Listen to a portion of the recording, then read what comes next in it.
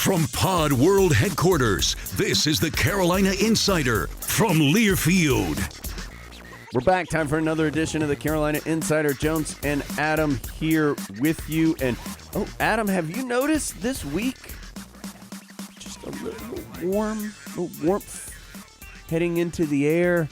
Spring starting to knock on the door. Let us know that it's on the way. But here's the really special part, Adam. Really, no matter what time of year, when you reach a certain day of the week, it's springtime in our heart. And that day is today. That's Friday. It's Friday, gotta get down on Friday. Everybody's looking forward to the weekend, partying, fun, looking forward to the weekend. Hello, Adam. Rebecca Black doesn't knock on the door. She just kicks it down. Yeah. And then she'll do a weird remix of it with her Right. with her new weird friends Yeah. that she got when she went to college. It's Friday. Gotta get my walking stick on Friday. No, don't you do it, Adam. Song of the winter is going strong. Don't you worry about that. We actually have a little note about that coming up later in the show. Drop My Walking Stick continues to sweep the nation. One by one, Adam. It will capture America's youth, and it will ring from sea to shining sea. That's how the embers slowly flicker into a bonfire. That's right. It starts with one little spark. Yeah, just one spark can start a wildfire. Drop My Walking Stick. It's there. Let's see. We're going to look back at the Clemson game. Very disjointed game, primarily due to all the whistles and foul calls in the second half. But the Tar Heels got the win. Oh, everything's great. Tar Heels won the game. So we'll talk about that. Florida State coming to town this weekend, 2 o'clock Saturday. Those are always fun games. Just fun game. 2 o'clock Saturday games, just good vibe to it. It's supposed to be warm outside. Nice spring day. Come watch some hoops and enjoy Chapel Hill. We'll talk about the Seminoles. Adam has a 5-second challenge. Adam has a list. We're going to go 2 1982 stories today. They're both a little shorter, so we're going to go with 2 of those today and a lot more. Adam, what's going on? You kind of got me hyped up for springtime. Yeah, I know. It's supposed to be. It was warm yesterday, warm today, warm tomorrow, and then it's supposed to get cold again. Puxawani Phil saw his shadow, didn't he? I think so. What does that mean? 6 more weeks of winter. Yeah, so we're not supposed to be getting this right now. Yeah. But it's like a little bonus. Well, we earned it, though, because we got snow every single weekend for like a month. Yeah, for several weeks in a row. This is our payoff. This is our North Carolinian payoff right now. Before we get to the Clemson game, it seems only right that we tell you that we're brought to you by LS Tractor. Whether you need to mow it, till it, or move it, let LS Tractor make short work of it. Free loader with your purchase of the tractor. How do you think they deliver the loader?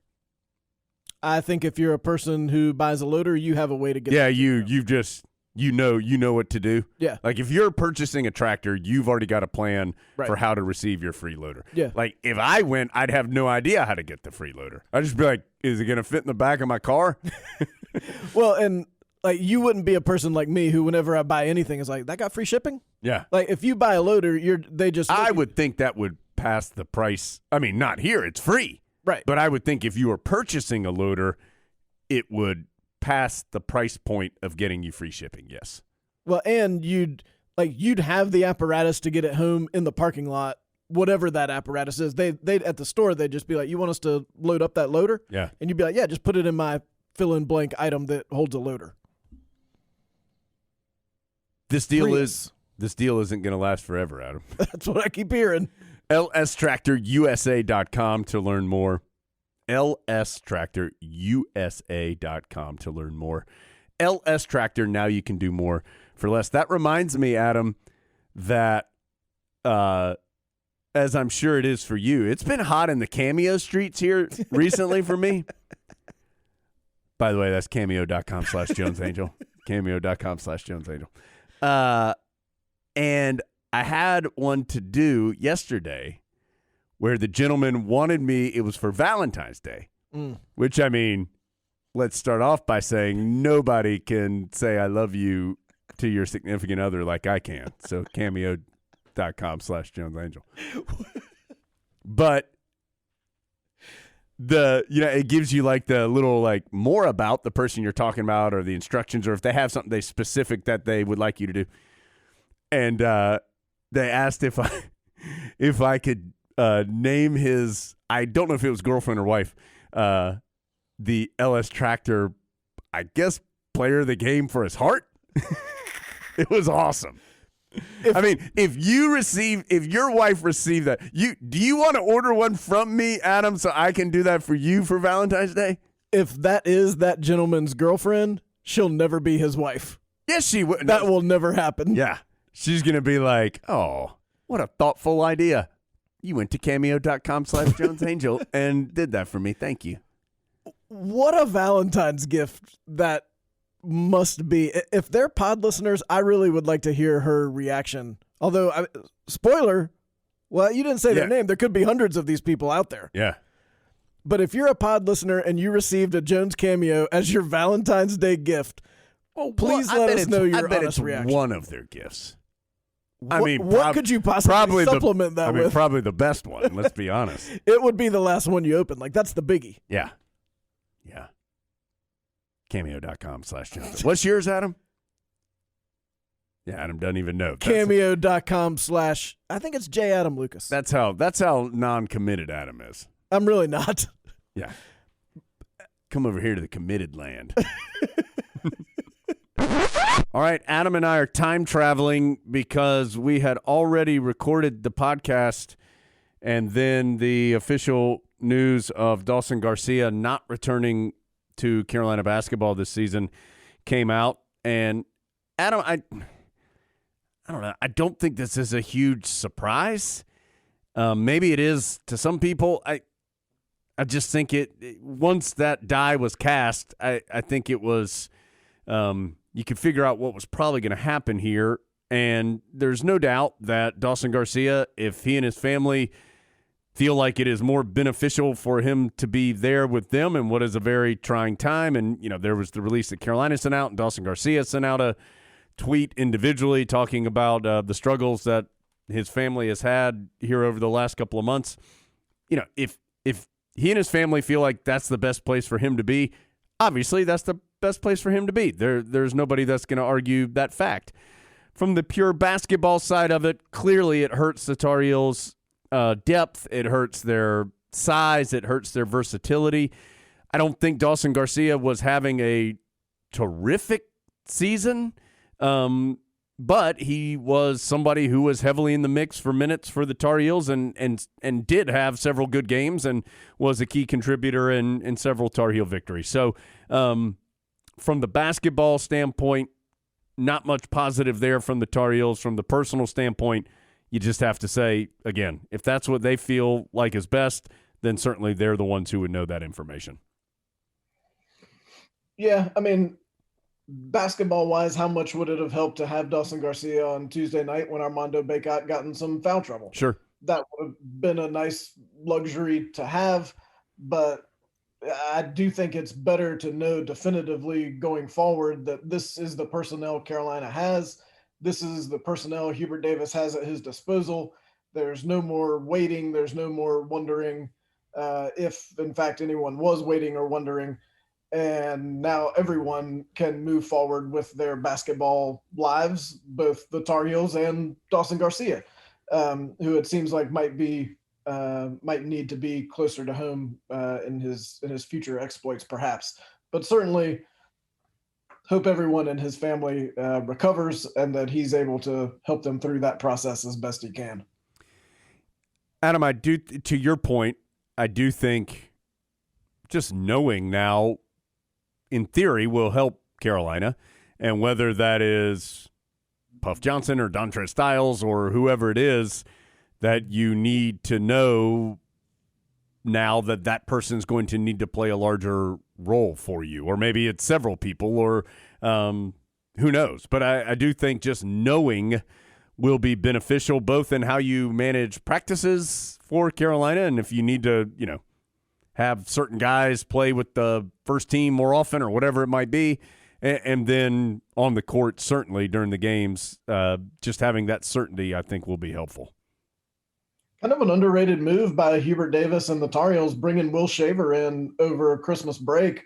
Having that big body in practice January, February, March, and who knows, hopefully April, I do think is beneficial for Armando Bacot just to have someone to go against who's more your size. Now, certainly Will Shaver is not Dawson Garcia and is not ready to play at the ACC level. But in terms of practices, I do think it's a positive to have him there, and it makes Carolina better in the long run. Adam, anything else on your mind from this before we jump back into regularly scheduled programming? No. All right. Let's get back to what Adam and I had already done for you today here on the Carolina Insider. Gotta get back in time. Gotta get back in time. Let's get to Carolina Clemson. Tar Heels won the game, 79-77. The Tar Heels badly needed to win the game.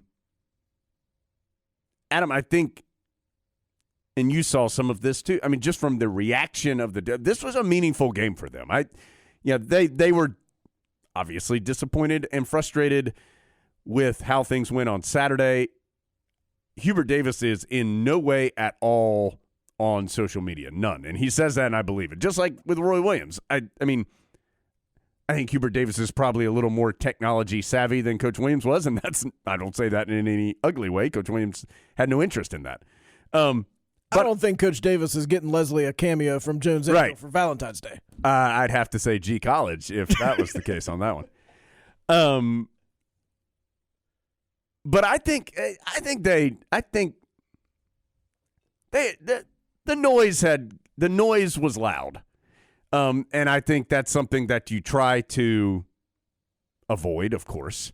But at some level, you can't 100% block it out. I think it's hard to do. So all of that ramp up is to say, I think this was an important game for Carolina. They felt like it was an important game. They did not play well at the beginning of the game. They didn't shoot very well. I didn't think it was that the Tar Heels were doing a bunch of crazy, terrible things. Like their shots just weren't going in. Brady Manick, who's been shooting great, struggled at the beginning of the game. He warmed up as the game went on. They did have some turnovers early in the first 10 minutes or so that hurt. And once they settled down, Carolina took that lead into halftime. I don't know about you, but you felt, well, not that this is a guaranteed win, but you felt like Carolina was trending in the right direction. They played pretty well those last 10 minutes of the first half, having to come back from a deficit. And then it was just a weird second half. There were just so many whistles between the two teams. There ended up being 38 free throws shot in the game, and 32 of them were in the second half. I find it hard to believe that the game got that much more physical from the first half to the second half. I kind of think the whistles just changed. Armando Bacot had one foul at halftime, for example, and then he had 4 before he had gotten to the 10-minute mark of the second half. You had I thought, very questionable flagrant foul called on Brady Manick. There was the flagrant foul called on Armando Bacot where, yes, he got his hand up in the guy's face, but there was no malice. I mean, it was the two were bodying up each other in the post, which, by the way, what is and isn't a flagrant foul? Now, I got no idea. Did you see the one from Wednesday night where an Oklahoma guy was literally posting up? There was no elbow. He was posting up and got called for a flagrant foul. I did not see that, but that sounds dubious. I mean, and so I just don't know what is and isn't a flagrant foul. It's hard to know at this point. But anyway, you had the two, I thought, very questionable, particularly the one on Manick. Flagrant fouls. The technical foul on R.J. Davis, which I don't know exactly what R.J. Davis said. It was some version of "and one." Was there another word in there? I don't know. I'm going to guess that wasn't the most egregious thing said on the court during that game, not because it was a basketball game. And sometimes, cover your ears, guys, sometimes bad words are said on the basketball court. That's why I'm so at home there. Yeah, that's why Adam feels at home right there at the top of the key. It's where he lives. And so all of that it was a weird second half. Both teams shot really well. Neither could get a lot of consistent stops. Felt like the only time people were getting stops is when you turned it over. Both teams had silly turnovers. And then, Adam, you got to this point where it wasn't looking good there in the last minute or two.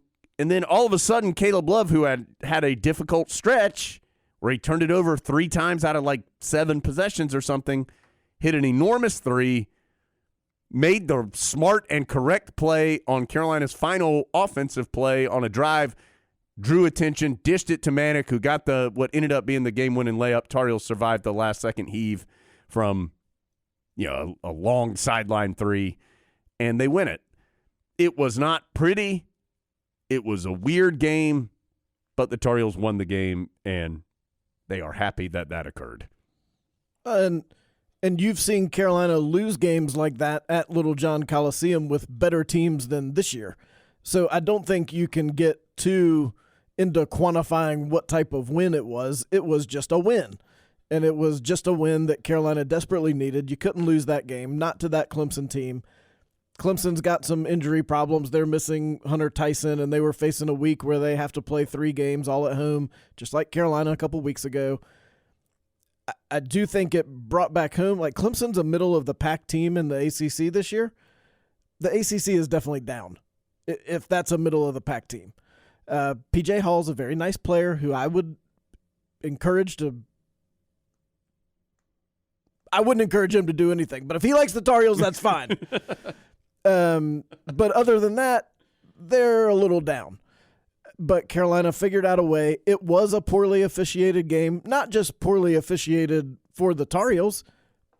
It was a poorly officiated game. You can't change the game that dramatically in the second half once you've allowed it to set sail on its course in the first half.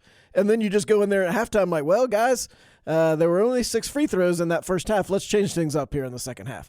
The game's already been established as to how it's going to be played, and then you change it. When they reviewed the Manick foul, we both sat there and said, well, there's no way that's a flagrant foul. Not because it was Brady Manick and we like him, but because we see a lot of basketball. Yeah, it was a hard foul going for the ball in transition. We've seen that play a million times in basketball. It was a hard foul, but it wasn't some kind of dirty play at all. And he fell weirdly, which I understand looks bad, but you have to have the wherewithal to really analyze why did he fall that way. Was it because Brady Manick somehow tomahawked him to the ground, or because he was just in the air and fell weirdly? And it's the latter. If we had had that same crew when Tom Weidman and Bill Harder were playing for Clemson, we'd still be there right now. Clemson would only have 3 players at the end of the game instead of 4. Rick Barnes would have had to come into the game and put his uniform on. We never would have gotten out of there. There would have been 2,000 fouls. So it was a poorly officiated game. All that being said, Carolina figured out a way to win. Caleb Love, I mean, as you said, had a tough early part of the game. In all honesty, that's the kind of games he's had lately until those last couple minutes, both at Louisville and at Clemson. Suddenly he wakes up and figures out how to make the plays the Tar Heels need, and he made them. If he could do that for 40 minutes instead of 2, Carolina would be a very dangerous squad. 30 minutes. That'd be fine also. So a weird game, but a win nonetheless, and it did what Carolina needed it to do. I mean, the importance of Armando Bacot, I mean, everyone who's seen Carolina play understands that at this point, but it was on display in this game when, I mean, he finished with 24 and 10, set for 5 minutes or so when he picked up his 4th foul, and the Tar Heels were -6 in that time period. And honestly, the only reason they were -6 is because Carolina was still able to make some shots from the perimeter. But without him in there, it's just such a big difference, especially with no Garcia. You just don't have a ton of size. I mean, Brady Manick is 6'9" or so, but not in the post is not where defensively in the post is not his strongest attribute. And so it was noticeable. Also, Adam, I thought a sneaky good game from R.J. Davis, 16 points, 6 assists, no turnovers. And Leaky Black was really big. Leaky didn't play a ton in the first half.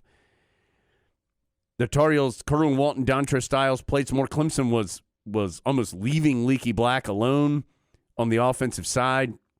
And so Carolina brought in Walton and Styles to put in some guys who on paper are bigger offensive threats. But then Leaky Black comes out and scores the first 6 points of the second half. He was aggressive, hit a big three in the last couple minutes from that corner, which he's starting to get a little more consistent from. And he was a huge part of the victory, I thought. So he and R.J. Davis, I thought, kind of quietly, big parts of that win for Carolina, I thought. I thought one of Leaky's biggest plays was he missed a three-pointer from the corner, and then the C's parted, and he went in there. Every fan who's ever sat in the Smith Center and said, why don't they follow their shot? Yeah. That's what he did. Got the offensive rebound, put it back in, guaranteed that for the next 30 years we'll hear people saying, why don't you follow your shot? But then not understand why they get beat back down the court on defense. That's not what Leaky Black did. Got it, put it back in. That was a big play.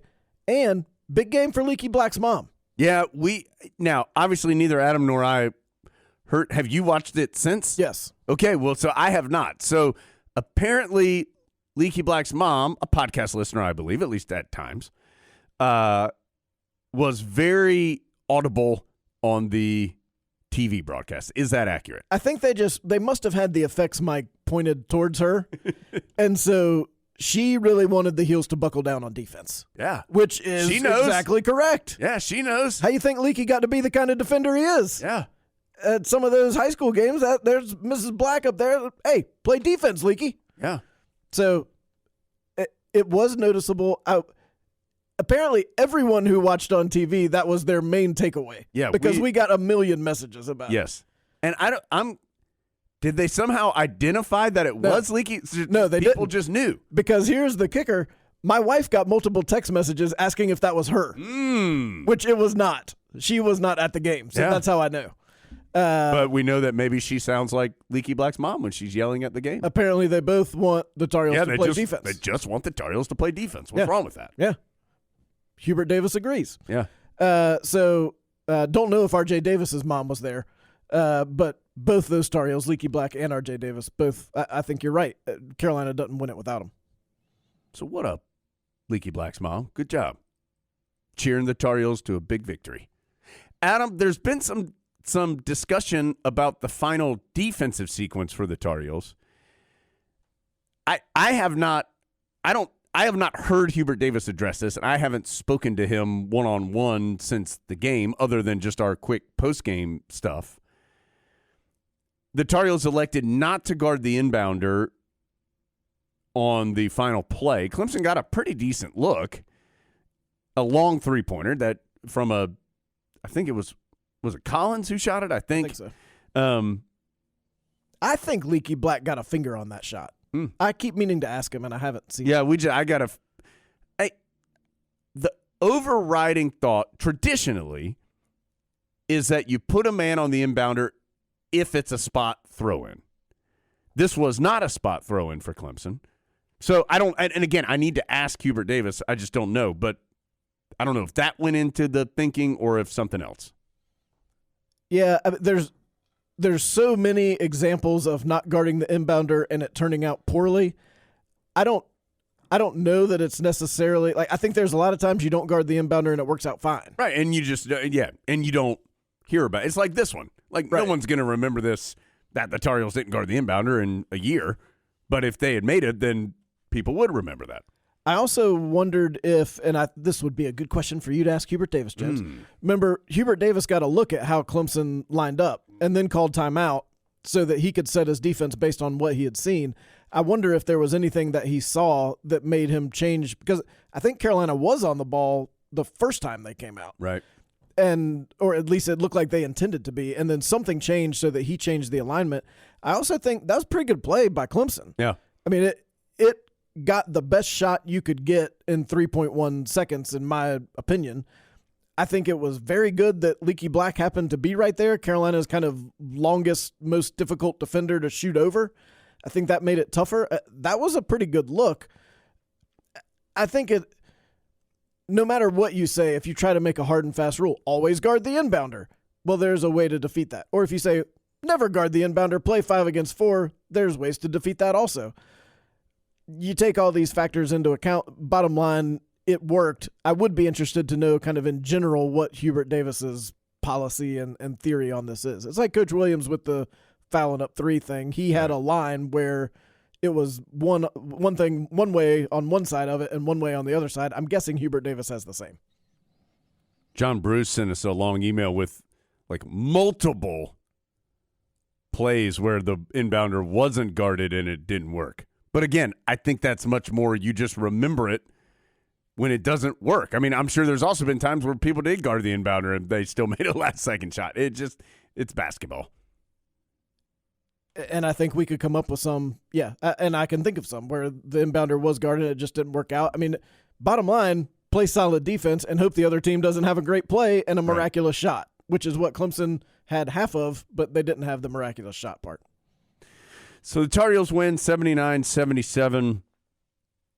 Now 9-4 in ACC play, and you're starting to get a pretty good divide there in the ACC. We've been talking about this, but Duke and Notre Dame and Wake Forest and Carolina and Miami, and now Virginia's sneaking back up there. They're 9-5 in conference play, and then after those, I think the next closest team, Syracuse, is 7-6. So you start to get a little bit of separation when you think about how many games are left over. Now, Wake Forest is an interesting team to keep an eye on because their next 3 games, if I'm not mistaken, and I may not have this order right, are Notre Dame, Duke, and Miami. So they play the Deacons play 3 teams that are also in this upper half of the conversation. So they have the opportunity to really advance forward, or they have the opportunity to drop down depending on what happens in some of those games. Wake hosts Miami on Saturday. They go to Duke on Tuesday, and then they host Notre Dame next Saturday. Yeah, so there's some big games within the league coming up for Wake Forest, who is heavily in the mix, as the Tar Heels are, as Duke and Miami, and those teams that we just said. So we'll see. I think one unfortunate thing for Carolina, as it's beginning to look like all the teams are probably going to play the same amount of games, Carolina doesn't have the tiebreaker against many of these teams, anybody other than Virginia. Yeah. That it looks like will be in this mix when we start talking about double buys at the ACC tournament and things like that. Miami's going to have the tiebreaker over Carolina. Wake Forest is going to have the tiebreaker. Notre Dame. Well, we don't know about Duke. Don't know about Duke for sure. But I mean, the next tiebreaker would be down the standings, which Duke would win, even if it's a split between Carolina and Duke. So that's going to be a challenge. If you choose to look on the positive side, Carolina might need an extra game in Brooklyn to bolster the NCAA tournament resume, so maybe that'll work out. We'll see. Adam, anything else from the Clemson game that we need? Oh, we haven't even told anybody who the guest is today. Oh, yeah. I totally forgot to do that. We'll tell you that in a second. Anything else from the game, though, before we move on? A lot of talk about Carolina's bench. It changed a little in that game. You mentioned some first half minutes for Dontrez Styles and DeMarco Dunn, and then Puff Johnson makes an appearance for the final 3.1 seconds. I mean, at this point, the bench is what it is. I don't think you can wake up and expect to see someone who hasn't already played 20 minutes playing 20 minutes. Kerwin Walton made a couple shots, also had an occasional issue defensively. But the Tar Heels really, if Kerwin Walton could be that guy who comes off the bench and makes a couple threes, that makes the team a lot better because he had 7 points. Yeah, 2 for 4 from the floor, 1 of 2 at the 3-point line, 2 of 2 at the free throw line. And if Carolina gets 0 from the bench in that game, as they had done a couple times recently, that's a loss. So just 8 to 10 off the bench makes you more potent. I just feel like with Kerwin, it just doesn't seem like he's super confident. when he's on the court right now. And I don't know what the reason is for that. I don't know. It's just kind of been in a little bit of a funk this year. But, yeah, I mean, he can be such a valuable asset. We've seen it. We've seen him play at a high level against good teams. And so, yeah, you just hope that he can re-find that spark this season, and because I do think he could be a big benefit, as you said. There's no doubt he's been asked to do more this year than he was last year. Of course, yeah. And he is not Carolina's ace defender, but neither is Brady Manick. Right. And Brady Manick's figured out a way to balance the defensive shortcomings with some offensive production. Kerwin Walton can be that same guy if he can just get a little more confidence on the offensive end. And we know he's told Hubert Davis he likes it better when the Tar Heels run plays for him. Sometimes that's tougher to do. And also he needs to get more comfortable scoring when the play is not run for him, because that can't happen every time down. There's 4 other guys out there, all of whom want the plays to be run for them. So it's a learning process, and Carolina's better when he's scoring, and he did on Tuesday. So 79-77, Carolina gets the win over the Tigers. Only game scheduled between those two in the regular season. Adam, quickly, Heels now see Florida State 2 o'clock on Saturday. Hard to know with FSU if they are healthy. They are a different team than when they are not healthy, and they have not been healthy the last couple of games. They lost at home on Wednesday night to Pittsburgh, who is right there at the bottom of the league. They've just been – they're young, they've been injured, and having said that, I think they are still certainly capable and dangerous, and we know that the level of athlete that they have is really good. Caleb Mills, the Houston transfer, has had a really good season for them. They've got a ton of size down low. It's younger size, but they, as they always do, have a bunch of big dudes down low. So we'll see. If this is another game, I mean, Tar Heels have to have this game. It's a home game against a team in the middle of the pack of the ACC. Heels have to have it. You talked about Wake Forest's next 3 games. Think about Carolina's next 3 games. Florida State, Pitt, Virginia Tech. Mm-hmm. Huge games. That's a little more doable stretch on paper, but you need to win these next 2, because then that Virginia Tech game becomes enormous. That Florida State-Pittsburgh game was one of the worst ACC games I've seen this year. Wasn't a real good game, no. Everything about it was weird. The uniforms were weird. The crowd didn't seem to care. The teams didn't perform very well, except for one player from Pittsburgh who couldn't stop making threes. I'm sure Horton won't make a bunch against the Tar Heels. But I also don't think that same Florida State team will show up in Chapel Hill on Saturday. They'll be more cohesive and look more potent. Yeah, Anthony Polite hadn't played the last couple of games. Malik Osborne's the real big loss for them. I think he's out for the year. He is out for an extended amount of time. So, yeah, they've had it was going to be, I think, a little bit of a transition year anyway for them, because they had some freshmen that needed to play big roles in transfers, and then they've also been beat up. But, I mean, it was about a month ago. Remember, they beat Duke in overtime. They've beat Miami twice, and then all of a sudden, they've lost 5 in a row since that last win they had against Miami. They haven't won since January 22nd. So they'll be, as Hubert Davis likes to say, wounded. They'll be hungry for a win. Dangerous because they're good enough to do it. It's 5 in a row isn't good, but this isn't a terrible team. It's a team that's got some things that haven't gone their way this year, but dangerous game in that regard, I think, for Carolina. Certainly a game the Tar Heels can win, don't get me wrong, but don't expect, just because Florida State's had some struggles here, that it's going to be easy peasy, because I don't think that's the case. And they're going to challenge Carolina defensively. Absolutely. I mean, they're going to drive right at the Tar Heels, because their scouting report is going to say they can't keep you out of the paint. So they're going to try that in the first 5-10 minutes, and if the Tar Heels cannot stop them from doing that, they will build some momentum. They'll get a couple dunks. They'll get a couple open 3-pointers, and then all of a sudden you've got a fight on your hands. If Carolina can both defend them and if Carolina can score against them, because they're kind of tall and athletic, And the Tar Heels typically do not like that this year. You're going to have to take care of the ball, make smart passes. You can get better shots against them than against some Florida State teams in the recent past, but you have to be not cautious, but you have to value the ball. And there have been times the Tar Heels hadn't done that. So you still have to play. Adam, anything else basketball-wise before we get to our interview? No. Okay. Well, I totally forgot to tell you at the top of the show. Our interview today is with Emily Grund. Emily is a diver at Carolina. So, obviously, we have that angle to talk to Emily.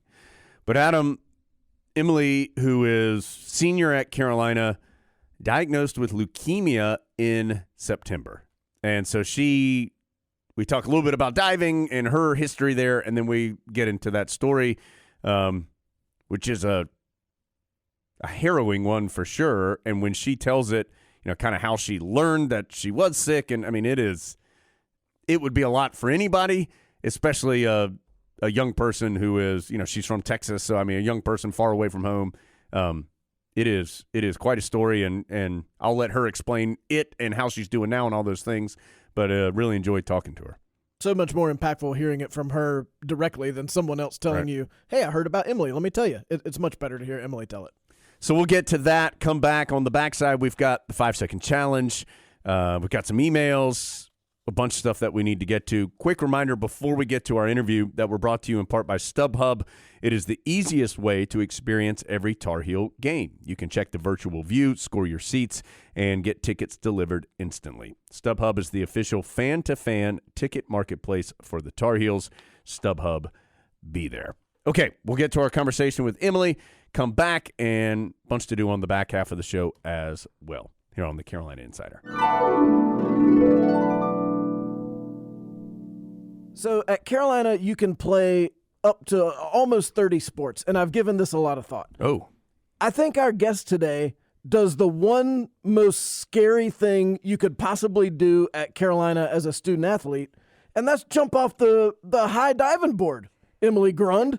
I think that's the scariest thing you can do as a Tar Heel student athlete. So I'm impressed with you. Thanks for being here today. Thank you. I honestly, I don't find it scary just because I've done it my whole life, and I started off in gymnastics, which I thought was a lot scarier personally, just because there's a lot more room for error in gymnastics, I feel like, than there is in diving. Don't worry, I'm gym dad over here, so trust me, I lived the gymnastics life. Don't worry about that. Yeah, it's scary. I don't know how they do some of the things that they do. It's really impressive. When's the first time you jumped off a super high diving board? The super high one, which is probably, I guess, I was 5 years old.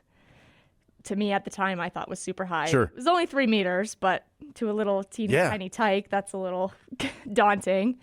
And I was actually at a swim lesson, and every day after my swim lesson, all I wanted to do was jump off the diving boards. And so one day I was like, Mom, can I jump off the big one? Yeah.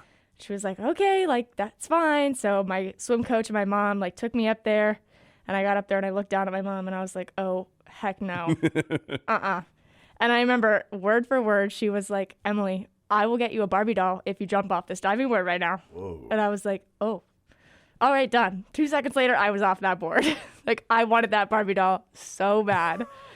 And that was my motivator. And ever since then, I fell in love with it.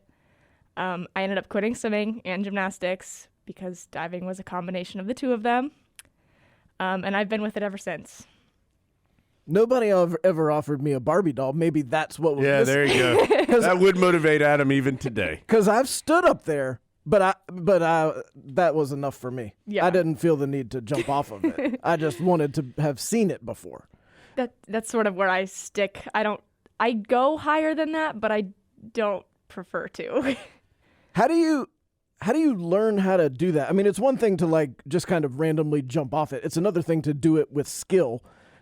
What skills do you need to be able to do that well? Yeah, so I mean, you train obviously just as much out of the water as you do in the water in order to learn new skills. So you do a lot of trampoline, you do a lot of rolls on the floor, modeling what you're doing. We also have we do something called dry board, which is essentially a diving board onto a big squishy mat. You do a lot of that. We also have belts, like where you're kind of strapped in and your coach pulls you and you do the flip and the motion, and obviously you're being held up by somebody, so you're not going to get hurt or anything. So that's a good way to do it and kind of get the feeling of adding multiple flips or even adding twists. There's a twisting belt which like rotates with you, which is really cool. So basically that's sort of how we do it. And then in the water, you just sort of kind of work your way up to the dive, like do a basic, make it a little bit harder, make it a little bit harder. And then like with enough repetitions, you're like, okay, are you ready to do it? Mm-hmm. And then like with all of that preparation, you feel pretty confident. And obviously your coach wouldn't send you up to do something if he didn't think that you were ready. So. Have you ever landed like straight on your stomach or straight on your back? So many times. So many times. Mostly when I was younger, just because, I mean, now the dives that I'm doing right now, I've done them my whole life, so it doesn't happen as often. But when I was little and like in high school and middle school, oh yeah, to the point where like my thighs would be like black and blue and have those little like really dark bruise spots on them. You know what I'm talking about? Which, yes, there's some good ones that you remember very well. Have you ever been like, this is something, if I was excellent at something, some kind of athletic feat, which, Emily, let's be honest, there's several of them that I am excellent at, but I would always like sandbag it in the summer or something. If you're at the swimming pool and you're just like over there diving and then you just all of a sudden like bust one out. Have you ever done that? Because I think I do that all the time. Not really. So I don't know what. So like, for example, over the summer, I coached a bunch of little kids at a little like rec pool down 15501. And always on like Fridays, their treat was me getting in the water. Ooh. And what they think is cool is not what I think is cool. So like I would do a dive and they'd be like, well, that's kind of lame. Like, can you do this? And you'd be like, it took me 2 years to learn how to do that dive. Thank you very much. And they were like, can you do this instead? And I'm like, I learned that dive when I was like 8 years old. You think this is cute, like cool? But okay, that's fine. So yeah, not really. This is not from experience, but I have heard this probably while watching the Olympics, that even if you do it right, like it still hurts when you hit the water. Is that accurate? I guess it depends on what height you're going from. So like, for example, like I said, I usually stick to the 3 meter and I do go higher, but I don't prefer to. If I were to do a dive on 10 meter, let's say, yeah, even if I were to go in on my head, it would probably hurt every single bone in my body just because I'm not used to it. Or like if you hit the water on your hand a certain way, it doesn't feel great. But I guess over time, some people get used to it. I don't know. I've never really experienced it like from the apparatus that I stick to. I know this isn't an NCAA thing. How do you feel about synchronized diving? I love it. I love it. It has some mixed reviews. So synchronized diving is when you dive at the same time as somebody. And I like it because I personally think that I dive better when I'm under pressure. So having the pressure of someone next to me being like, well, if I mess up this dive and I cost us the gold medal or something, like that's on me. So I like that. And I like kind of just counting, okay, 1, 2, 3, go. You don't sit there and think about it and overanalyze it. You just get up there and you go. So I personally really like it. I think it's very beneficial, like competing it and just training it. For example, like if your coach is trying to get you to make this correction and you're not quite getting it, but someone else in the practice is getting it, they'll be like, hey, why don't you go like sync up with this person and maybe like being with them will help you figure it out a little bit. And I think it's wonderful. I love it so much. So you've competed synchronized diving. Is that accurate? Yes. Okay. Yeah. Do you have like one partner or have you done it with multiple people? I've done it with multiple people, but I've had one partner throughout majority of my time in diving. So she was on my club team. Her name is Haley Hernandez. And I think I probably started doing synchro with her around like when I was 13 years old. Did it all the way through high school. Obviously college, it kind of pittered off. But every once in a while we'll be like, hey, you want to do synchro at this meet? Like, why not? Hey, let's go for old times. Let's go synchro it up. Yeah, and then we ended up doing it at Olympic trials, and we got fourth together, which I was so excited about. And then that wasn't as big of a deal to her because she ended up making the Olympics on her own, which was really cool. So yeah, I pretty much have one partner that I've competed with for a long time, but I've had several throughout the years. Are you guys like twins? Like, can you like finish each other's sentences at this point? I don't think so. Because Adam and I can, because we do synchronized podcasting all the time. Yeah, well, I feel like you guys like do this all the time.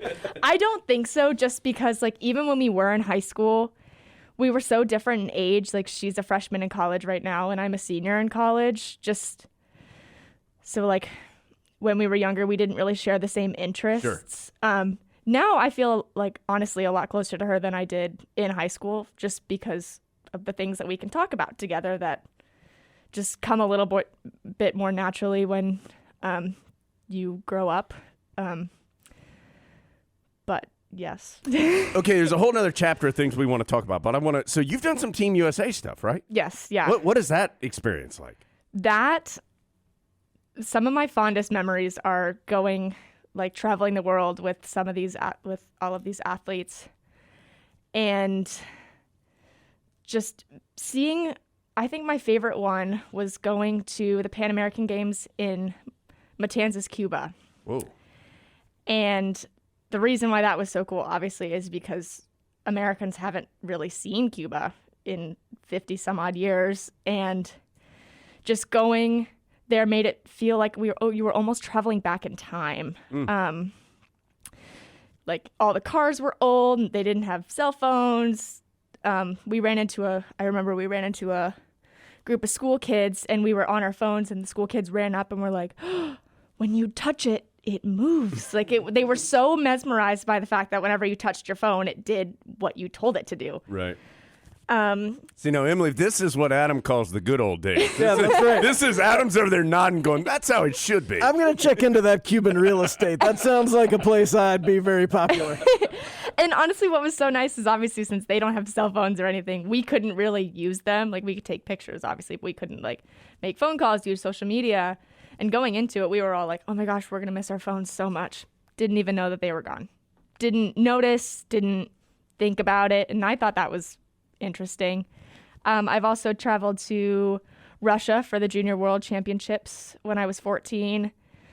That was really cool. Also, unfortunately, we didn't get to do a lot of sightseeing at that one just because we didn't really have the right security with us.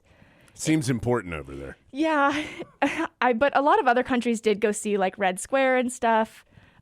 We toured a dead poet's house, which, to us 14, 15-year-olds, that wasn't that amazing. Right. But the coaches seemed to like it, so that's all that matters, I guess. And then I've done a few like training camps at the Olympic Training Center. I've been to Medellin, Colombia, and all of these people that I went with basically all made the Olympic team this past summer, which I think is like really cool, knowing that I grew up with those people and we all had the same dream, and seeing them achieve it is absolutely amazing. So I think that's what traveling with like Team USA has given me, is all of the friendships, the memories, the bonds. Now, you talked about not having the right security in Russia. Wasn't your dad in the Secret Service? Yes, he was. I don't know if it was like necessarily we didn't really have the right like security, I guess is the wrong word, so much as they didn't really plan it well enough to travel to Red Square, because it did take about 10 hours like by train from where we were. So like obviously we would need to pack our stuff, get there, stay overnight there, and then probably leave to go home from there. I just don't think it was planned well enough. But yes, my dad was in the Secret Service. I believe, don't quote me on this, I think I might be wrong. I believe he worked with Bill Clinton, George Bush Jr., and he retired during Obama's presidency. So I'm not quite sure what he did there. You're not Well, he supposed to know. can't, Yeah, he can't sorry. tell you. That's why. Yeah. I was Sounds like he did his job. I was a little too young, I think. But yeah. So before anybody came over for a sleepover, did they have to get like a thorough evaluation? No, but if I went over to a new friend's house, they did have to like, even when I was in high school, like Wow. 14, 15 years old, they had to walk me up to the door, meet their parents, and say, all right, yeah, this is a suitable place for you to spend the night. You're good. Every time. It was always, especially like 14, 15, I was walking up like with my pillow and my bag, and I was like, oh my God. My parents are walking me up to the door. Emily's dad said it was protocol. Really, he was just double checking to make sure everything's going to be on the up and up. Meanwhile, George Bush was like, we don't have any rules about that. Yeah, shut up, Bush. Emily's going over to a sleepover. So, as Joan said, there's also a whole other chapter of your story. This has been a very eventful last few months for you. Yes. What has this been like? So, in September, I was diagnosed with a rare form of leukemia called acute promyelocytic leukemia. And that hit me like a truck. I'm not going to lie to you. One day, I was completely normal. It was Wednesday, September 8th, was the first time that I didn't think anything of it. I saw a bruise appear on my hip, and I was like, that's kind of weird. That's kind of dark for me not remembering how I got it. So I texted my athletic trainer because I was like, I don't bruise easily, 1. 2, I don't remember doing this. It's on a bone, so I would definitely remember doing it if it was this bad. She's like, okay, we'll keep an eye on it. If it gets bigger, come let me know. Throughout practice, it got bigger. It swelled up. It kind of looked like someone had stuffed a golf ball in there. I was like, okay, weird. So after practice, I went to the trainer and I was like, hey, it doesn't hurt at all, but it's growing like exponentially. What do I do? She was like, that is weird. Okay, well, we'll keep an eye on it. If it gets worse in the morning, let me know. I was like, okay. So I went home, ate dinner. Everything was fine. I went to bed. I woke up the next morning and I looked at my bruise, and it had gone from being about the size of like a small hamburger to covering my entire hip, like going from my stomach all the way around to my backside. Holy cow. And it was as black as your mouse pad. It was, I had no idea. I was like, it looks like I'm just bleeding on the inside. Why? So I got up and I texted my coach. I was like, hey, something's wrong. Like, I'll maybe be at morning practice, but I'm going to go to the trainer instead because something's seriously wrong. As I was brushing my teeth and getting ready, my gums just started bleeding really badly just from gently brushing my teeth. And then I got very dizzy, like I was going to pass out. I got really clammy. I was like, okay, wow, something is wrong. What is this? And then as I was on my way to the pool, I noticed I had bruises all over my legs, like on the back of my calves, on my feet, all over my hands, my shoulders from my backpack. That was the one that I was like, I know exactly what these two are from because they're the shape of my backpack. So I went in and I told her this. I was like, I don't know, like I didn't have these bruises yesterday and I woke up with them. And she was like, okay, well, let's just go to the doctor, get some blood work done. So I went to the doctor. Originally, they were just going to do an ultrasound on my hip to see, okay, why is it continually bleeding? Well, the more that my doctor asked me questions, the questions got a little bit more specific each time. I didn't think anything of it at the time, and he was like, actually, let's skip the ultrasound and just go get some blood work, like right now. I was like, okay. So I went down, got some blood work. I left, and I wasn't even home yet when he called me and was like, please tell me you have not left the building yet. I was like, no, I'm almost home. Why? What's up? And he was like, go home, pack a bag, go have someone else drive you to the emergency room right now. I was like, oh, okay. Like, can I ask why? And he said a bunch of numbers, but the one that stuck out to me the most was my platelet count, which is basically the little things in your blood that make you stop bleeding. You're supposed to have between 150 to 350, like, thousand, give or take. I had 9. He was like, so your blood is basically like water. Go. So sure enough, I went to the hospital. They drew some more blood. And then within 3 hours, 4 hours being at the hospital, they came back and were like, yeah, we think you have cancer. I was like, oh. I was by myself. I didn't have anybody there with me. No, my friends were at practice or school because I didn't think it was serious. I thought that I was completely fine.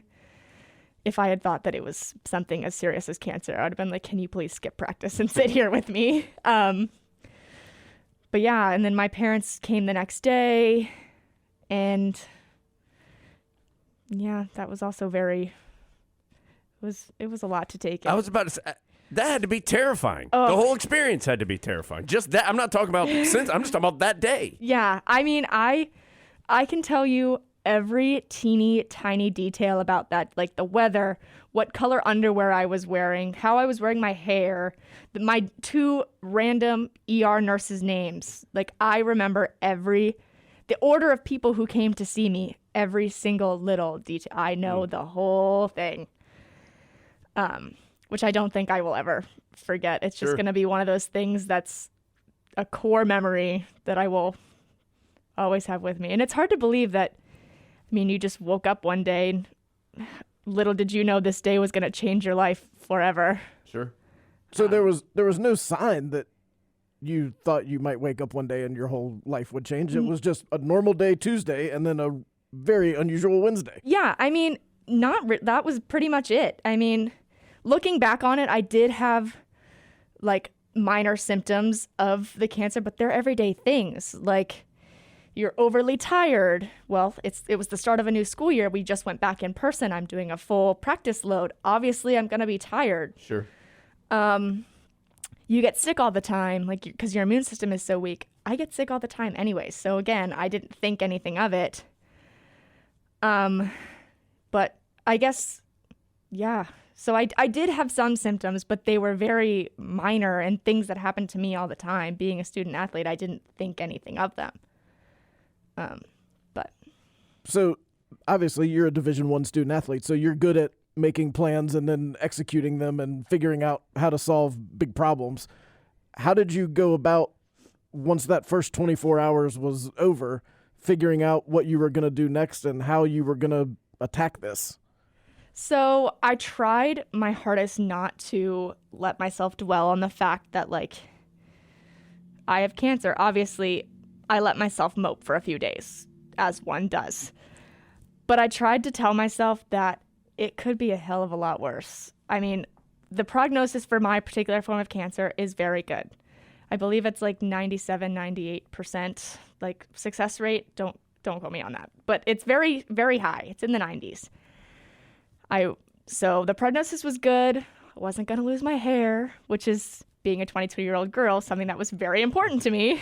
And so I tried to look at the positives and be like, okay, I can either have this experience break me and completely ruin the rest of my collegiate experience, or I can do something about it and like spread some awareness, make it known that this is a little bit more common than you think it is, being an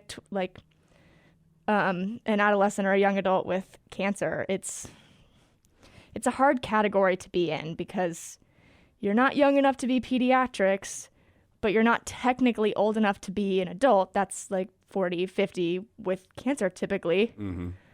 Even 40's a little young, but so it's sort of an awkward in between. And so I wanted to spread awareness about how awkward that is and how people don't really know how to, I don't want to say they don't really know how to help you. They don't really know like how to classify you. Yes, like how to accommodate your needs, because your needs are completely different than an 8-year-old or an 80-year-old. Sure. And I think that's why I started the fundraiser with the Lindbergher AYA program here at Carolina, because they really focus on adolescents and young adults with cancer, whether that's from like financial help, if you need help like paying for your chemo, or if you need like emotional, physical help. That's what I utilized them a lot for while I was in the hospital, because I mean, I was there for so long. It was really hard to keep that positive mindset all the time. Sure. I was going to ask you, I mean, you said you allowed yourself to mope for a couple days, obviously. Mm-hmm. I mean, I have to think there's been times where you're just like, why did this happen? Why me? I mean, Yeah. how have you tried to handle those very natural Yeah. moments and thoughts? So, I mean, some days are worse than others. Some days I'll wake up and I'll those 3 words, like, you have cancer, still sometimes, like, will leave a pit in my stomach. And I'm just like, how the heck? Why me? And so those days are kind of rough. It's gotten a lot better since I've, like, gone back to real life. And being a young adult with cancer, I can do a lot of the things that I love, like going to practice, lifting, hanging out with my friends, which is good and has been really good on my mental health and keeping me. It could be worse.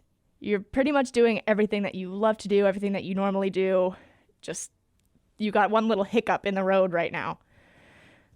While I was in the hospital, it was a little bit more difficult. Some days I tried to stay as positive as possible, and I think sometimes I kind of just painted the face on. But there were days when the day before my numbers would be really good, my platelets would be good, my white blood cells, everything would be so good, and then the next day they would all just drop off again. And that was very, very frustrating because in my mind I was, well, I'm a young adult. Why is my body not recovering so quickly? It doesn't make any sense to me. You would think I would be able to bounce back better than an 80-year-old, even though I'm doing the exact same thing as their body's doing. So that was kind of rough. But I think being out of the hospital and doing the things that I love to do and trying to make my life as normal as possible has helped. I want to ask you about Lineberger in just a second, but give us like a status update. Like as you sitting here talking to us right now, what's going on? Where are you recovery wise? Like what's up?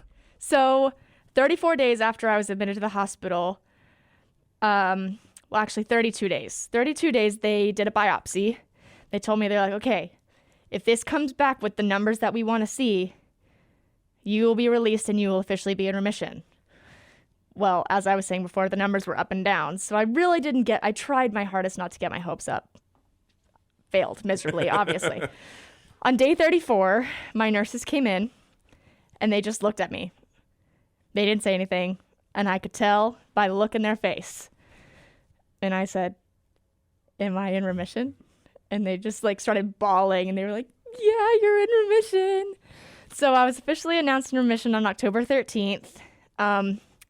Since then, I have done 40 arsenic treatments in the hospital. Whoa. Which basically I do Monday through Friday for 4 weeks, 4 weeks on, 4 weeks off.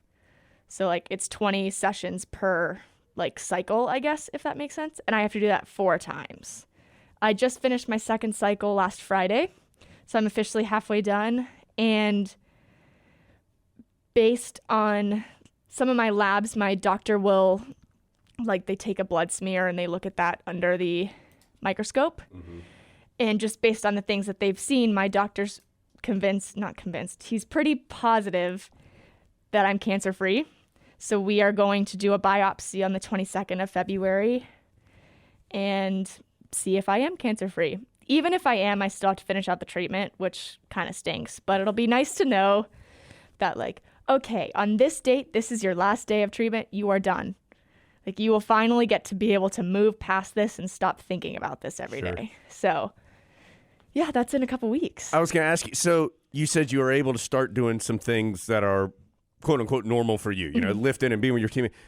How is it still affecting you maybe on a day-to-day basis right now? Yeah. Other than just, obviously, you're thinking about it, I understand all that, Yeah. but how's your life changed maybe in what you can and can't do?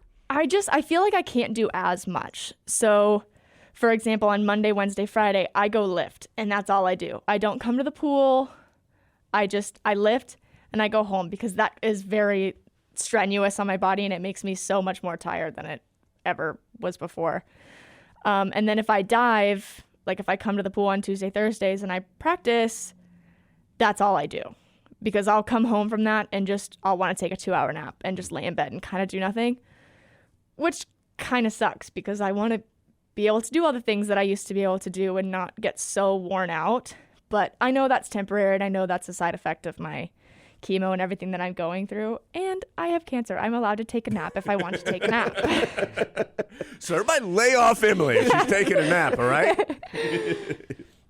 What have you learned about yourself, but then also the people around you during all this? What I've learned about myself is I'm a hell of a lot stronger than I thought I was. If you had told me 6 months ago, be prepared, your world's about to like flip upside down and it's gonna suck, I would have laughed in your face and been like, I don't know how I would deal with that. And so I think I've just learned that I'm stronger, and if you can beat cancer, you can do anything, basically. And what I've learned from others is how supportive everybody is. Obviously I had told my close friends and family the day I got diagnosed with cancer, like, hey, this is what's up. But there was also so many people that I was like the people that I went on the USA diving trips with that know me and are friends with me, but I don't really feel comfortable to reach out to them and say, hey, by the way. So I made an Instagram post. The amount of love and support that Instagram post got blew me away. The entire USA diving community like created a hashtag, We Dive for Emily, this year. Like, people made videos and postcards and made graffiti walls. Mm-hmm. And that just really fueled my fire and made me understand that while you may feel very, very alone right now, you are not in any way. So that really helped. And that also sparked my interest in wanting to like get the word out about AYA and my particular form of cancer. It just, based on how many people saw just that one singular Instagram post, how much of an impact could I have if I made an announcement about all of this stuff and I continued to advocate for it? Was that scary? I mean, because you said, like, obviously you're your parents and your best friends, yeah. But when you do something like that, you're telling everybody whether they know you or not. Is that scary to do? I don't really remember thinking it would be scary. I just remember like posting it and being like, okay, like I'll probably get a few texts here and there. And then I remember I took a nap and I woke up and I had like 150 text messages. I had all these missed calls. I was like, oh my goodness. Like, that many people care about little old me. But I don't remember thinking that it was scary. I don't want to say I remember being like a little bit embarrassed. I was just really sad that I wasn't going to be able to like do what I love and be Sure. around the people that I love, especially because it is my senior year. So that kind of stinks. But one of the amazing parts about Chapel Hill is the world-class hospital that's right there. Mm-hmm. And with Lineberger, how did having those resources so close by, how was that beneficial for you in your journey? So it was beneficial because obviously I live close since I go to school here and campus is so close. So I live about 10 minutes away. I train basically right here in the Sure. ACC Media Center. And so my friends were able to come visit me all the time, my teammates, my classmates, which kind of kept me sane a little bit while I was in the hospital for 34 days. So that was really nice. And I also, it being on a college campus and close to a college campus, all the nurses were relatively young and close to my age. So it was really fun to get to know all of them. And every time the nursing staff rotated, getting to meet someone new and touch someone new and learn their interests and then learn about me. So that was really, I looked forward to that every 3 daes when they would switch. I'd be like, ooh, who do I get now? Or like if I would go on walks around the unit, they'd be like, hi, Emily, how's your week? Hi. And then obviously my staff of doctors, like my nurse practitioner, my physician's assistant, and my doctor didn't change throughout my stay. And I became really, really close with my physician's assistant, Ashley Reed, to the point I still text her to this day. I actually texted her today. You said make sure you listen to that Carolina Insider podcast. Yeah, I'm going to give you a shout out. So much so to like when Thanksgiving came around, I was in treatment, so I wasn't able to go home for Thanksgiving, and she invited me to her house and spend Thanksgiving with her family. And that made me so happy. Because obviously all my friends went home, so I was home alone. And so having the opportunity to go do something and spend time with someone's family and talk about what we're thankful for was awesome. 34 days is a long time to be anywhere, but especially in the hospital.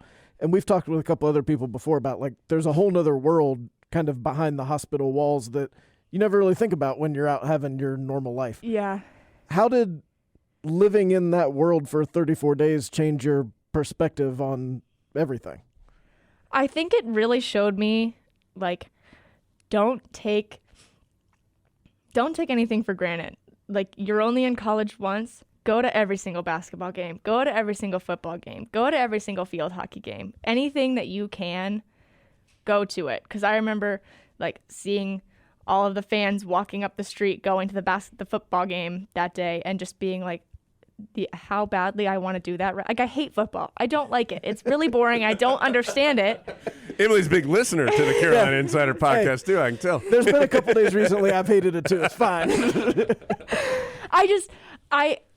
I like watching Carolina football a lot more than I like watching the NFL. Sure. Just because I don't know any of those people. At least these guys, I know some of them, and I'm friends with some of them. So it's a little bit different.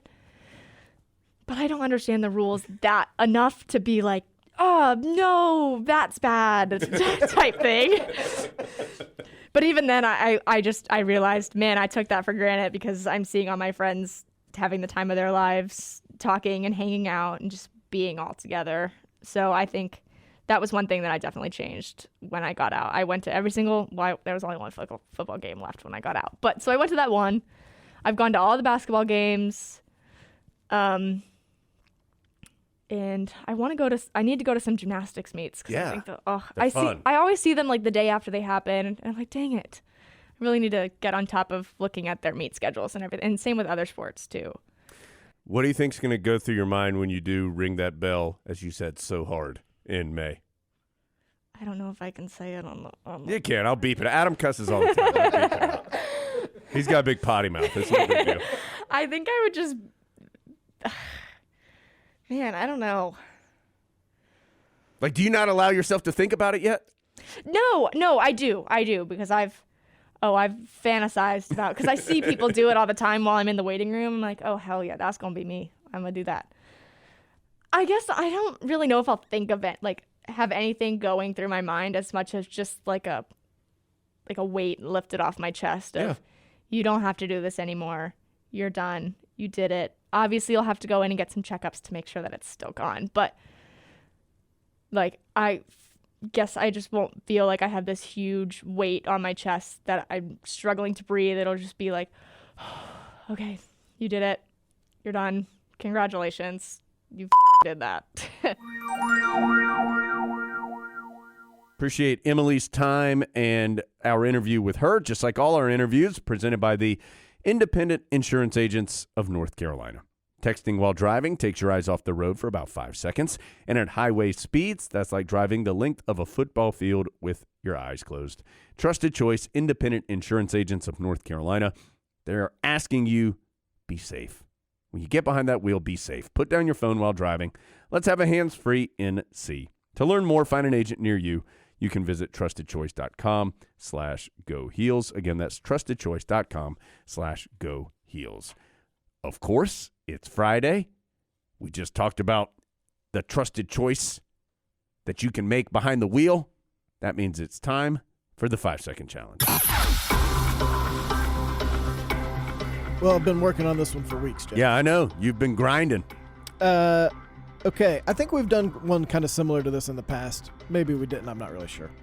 Armando Bacot recently passed the 1,000 point mark.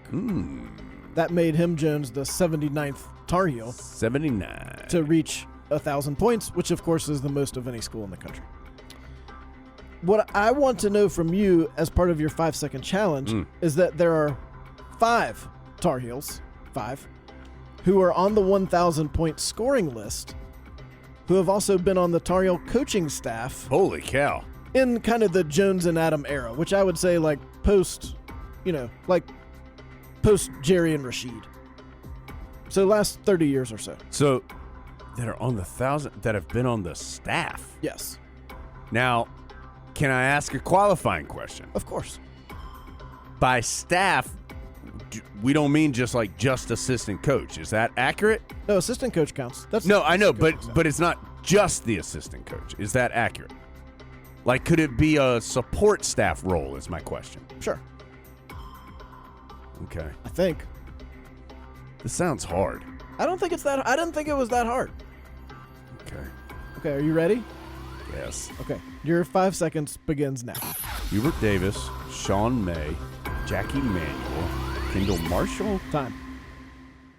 Okay. You got 2. I got Hubert and Sean. You got Hubert and Sean. Hubert, 1,615 points. Sean May kind of surprises me. But remember, he missed a lot of games. Yeah. 1,213 points. And he only played 3 years. Yeah, I mean, Kendall Marshall only played 2. That was a shot in the dark. Yeah. Jackie Manuel, not a huge scorer. Right. I mean, Pat Sullivan, is he? Nope. Go start further back. Phil Ford. Yep. 2,290. So that's 3. Yes. So you need 2. I don't know, Adam. Who am I missing? You're missing Jeff Lebo. No. 1,567. Who's that? When was he on the staff? It did kind of surprise me that Hubert Davis only scored about 50 more points than Jeff Lebo in his Carolina career. Jeff Lebo was very consistent. I think I'm surprised that Jeff Lebo didn't score more. But Hubert scored so much many. that last year. Right. And then the last one on this list in terms of points scored, Matt Doherty. 1,165. That was a good question. That one was hard, I thought. I mean, I was going much more to those like support staff roles. Right. That's why I got confused, I think. That was a good one. That was a good one, Adam. Adam, jolly good one. Jolly good job, Adam. How about our Champions Watch? Brought to you by UNC Health. Dedicated to caring for champions of all kinds and help keep you in the game at your very best. Their lineup, unchealthcare.org/sports. unchealthcare.org/sports. Adam, what is our UNC Health Champions Watch? There's a lot happening this weekend in Tar Heel athletics. Today, Friday, 10 a.m., women's tennis against Ohio State in the ITAs. That's out in Madison, Wisconsin. Carolina trying to win that event for the 3rd year in a row, so make sure to keep up with them. Down to 16? That's right. Or 8? 16. 16. There's 2 other ACC teams on Carolina's half of the bracket. I think Virginia and NC State are over there on the Tar Heel half. Fiona Crawley on the video pod earlier this week. Enjoyed speaking with her. Wrestling is at number 7, Virginia Tech tonight. That's a pretty big one. 7 o'clock in Blacksburg. That's on the ACC network. Our good friend Coleman Scott taking the wrestlers up there. And then gymnastics meet on Saturday night, Jones, against Temple, 5:15. How are you going to make it over there with the game at 2? Dual meet. Yeah. I could do that. Game ends at 4. We're done with our post game. I may miss the beginning. I may miss the first rotation or 2. Maybe I can hustle over there and catch the end. Even if I can't, you should. Yeah, that's right. As we've heard, one of the best spectator events among Carolina athletics. Then there's men's lacrosse in Chapel Hill this weekend. There's men's tennis I in feel like Chapel Hill this lacrosse weekend. has started earlier than normal. Is that accurate or no? I feel like it has. I have no facts to support this. Yeah. So, big weekend. Women's basketball is at Virginia Tech on Sunday. That's a big one. Virginia Tech's one of those teams Carolina's kind of in the mix with, trying to be in that top quarter maybe of the ACC. So, that one's at 1 o'clock on Sunday. Busy weekend. A lot happening.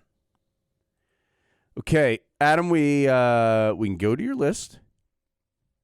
I have a couple things that I wanted to discuss. And we have 2 1982 stories that we wanted to read. What order would you like to do this? Well, let's discuss what you would like to discuss. Okay. Well, thanks, Adam. Adam, I know what you can get me for Christmas. I've got this on my list already. It is called the Fujimi massage chair, sir. Yep. So I don't want to bore you with the details, but Adam and Big Grits and I were in an airport FBO after the Clemson game. Mm-hmm. Were we in the right place? Questionable. We were close. It turned out we were in the right Yeah, place. Yeah. So while Mom and Dad, a.k.a. Adam and Eric, were figuring out what the problem was, I decided to go sit in this Fujimi massage chair that they had in the FBO. Adam, what a delight the Fujimi massage chair is. Now, I will say it is not for the bashful, Adam. I believe someone asked me if I was going to miss the massage chair when I was leaving, and I said, well, I think we're legally married in 40 states at this point. The Fujimi massage chair does not mess around, Adam. It will give you a full body, and I mean that, massage. It'll work out those knots in your back. It's squeezing your legs. There's even little slots. I didn't use the arm part. There's little slots that you can even put your arms if you wanted to do like your forearm massage while it's all happening. Like sometimes, there's plenty of massage-based products out there. I often feel like they're too weak. The Fujimi massage chair, Adam, is on point, my friend. Now, here's the downside. After I had left my lovely friend, the Fujimi massage chair, I elected to see how much it would cost for me to buy one. Well, Adam, they're somewhere between $4,000 and $12,000, depending on which model you get. I think the model I was in was around $5,000 or $6,000. So not cheap, Adam, but if you start saving now, I think you can get that for me, and we'll put it right there by the little mini tree that we're going to have here in Pod Roll headquarters. If you get the Fujimi massage chair for me, we can put it here in Pod World headquarters, and what a luxurious item it would be to have. Let's see where we can put it. What about on Jones's side of the table, right behind his computer? Yeah, I'll just replace this work chair with the Fujimi massage chair. $12,000 seems high for any kind of chair. It's high for a chair. I agree. And it's almost now you didn't. Right. I didn't experience it. You don't know what that thing can do. Right. I mean, I'd want it to be thoroughly cleaned if we're going to keep it in the Pod World headquarters. I think the $12,000 model exists only to make you believe that the $4,000 model. Yeah, it's cheap. Like that seems kind of reasonable. I mean, I'm not spending $12,000. Yeah, I don't need all the bells and whistles that are on the 12, the Fujimi XL or whatever. Yeah. But this more reasonably priced $4,000 chair does seem like a bargain. I didn't experience it, so the only thing I have to go on is that as Big Grits and I were trying to plan Jones's logistics to get him home. Yeah. Adam, get me home. I'm in the Fujimi. All I could hear was from the other corner of the FBO, oh, yeah. Like these noises just kept emanating from the area of the Fujimi. Yep. And I don't think the Fujimi even bought Jones dinner. It was a very fast developing relationship.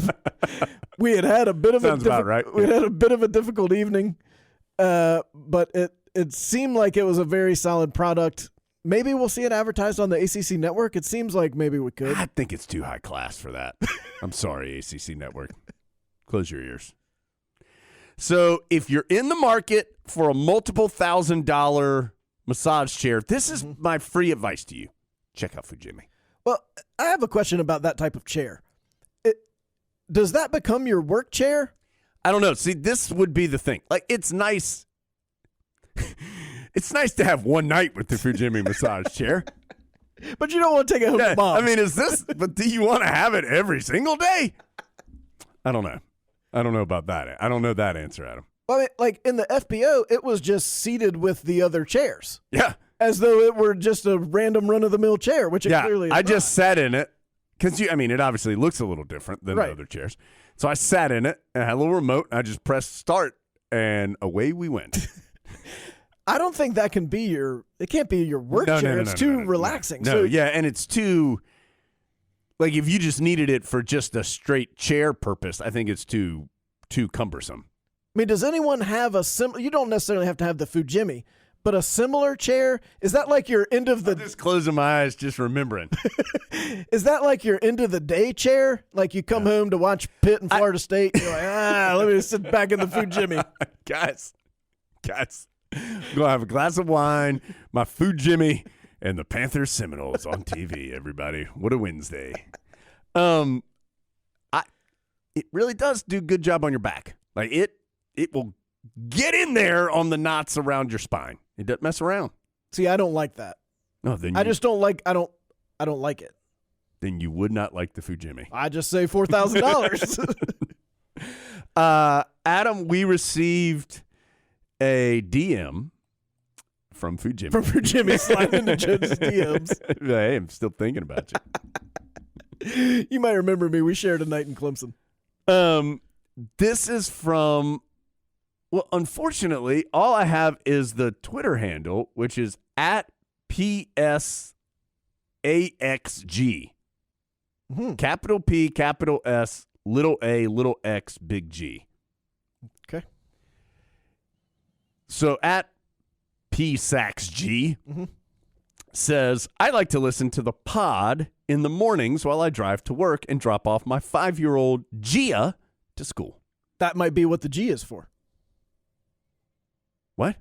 PSAXG. Oh, yeah, maybe so. Maybe his name's like Paul Saxon and G is for Gia, his daughter. Could be. I think we've solved this mystery. Time to go sit in the Food Jimmy, guys. Day's over. Encyclopedia Brown, go back to the clubhouse. We don't need you. At PSAXG says, I wasn't sure if she listened to the pod or just ignored it from the back seat. And then the other day, she asked me to make a video of her, and she did this. Adam, I am now going to place in the audio from the video that was sent to us. I dropped my walking stick. I dropped my walking stick. I'm just telling you, Adam, this is how it starts. I mean, if we've already got 5-year-old Gia feeling the walking stick vibe, that demographic is only going to grow. They made fun of the Macarena when that came out, too. Yeah. And now look at it decades later, still getting crowds hype. I got to tell you, the most impressive part about this video was that Gia went and got herself a walking stick and literally dropped it down. She was fully playing the role. That's what makes it such a hit. It's multi-sensory. Yeah. It's not just an earworm, it's tactile. So Gia, let Adam and I both say, what up? We appreciate your video. And just in case anybody needs a reminder, I dropped my walking stick. I dropped my walking stick. Dropped my walking stick. On Friday. Sitting in my Food Jimmy with my walking stick. Okay, we're going to get to Adam's list in just a second. But first, kick back, relax, get your back massaged, get your walking stick out. Time for an ad. Okay, we're back. Adam, time for your list.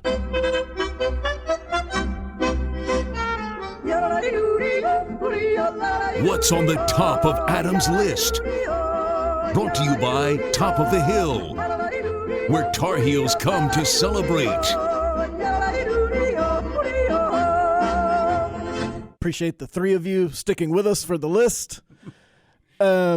Boy, the list already got quite a few things crossed off of it because I had Jones and chair, walking stick video, Leaky's mom. Yeah, well, check, Sorry, check, guys. check. So let's go first to Football Corner. Oh. 3 points about football that I felt like we should discuss. There was an ESPN story, I think by Andrea Adelson. ACC winter meetings are this week, I think in Florida. And apparently there's going to be some discussion of eliminating divisions. The story was all about how Jim Phillips has put a greater emphasis on football. And part of that emphasis, it sounds like he believes, is getting rid of divisions. You would have to petition the NCAA for that, I think, because the current rule is you have to have divisions if you're going to have a conference championship game. The ACC, of course, would keep the conference championship game. Can't get rid of that. But in this scenario, would get rid of divisions. I'm all in favor of getting rid of divisions. In theory, it makes it harder to get to the championship game for the Tar Heels and for anybody because you have to be better than more teams. Like, for example, had there been divisions in the COVID year, the Tar Heels would have been in the championship game. Now, of course, there were all kinds of, Notre Dame and all the weird stuff that happened that year. Anyway. So I am not against it. Having said that, I am not against it.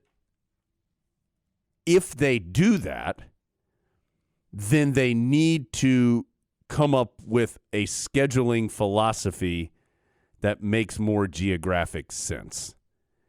You need to make sure you are playing the teams that are – I mean, the ACC is so big now, just from square footage, that it just – you need to, in my opinion, put a higher premium on your geographic area as far as the teams that you play.